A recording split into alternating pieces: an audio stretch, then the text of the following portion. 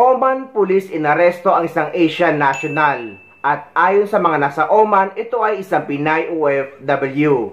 Nangyari ang pag-aresto sa Pinay OFW dahil sa ginawa nitong pagsusuot ng kundura habang sumasayaw sa harap ng kamera.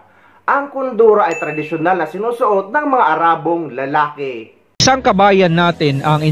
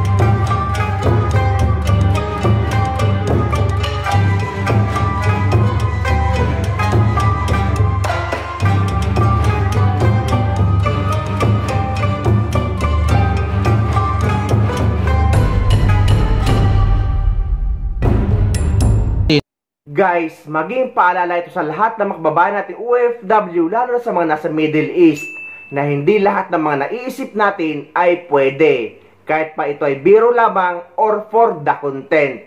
Kagaya dito kay kabayan na sayaw now, kulong later. Bago naman tayo pumunta sa ibang bansa ay dumadaan tayo sa OWA at sa PIDUS.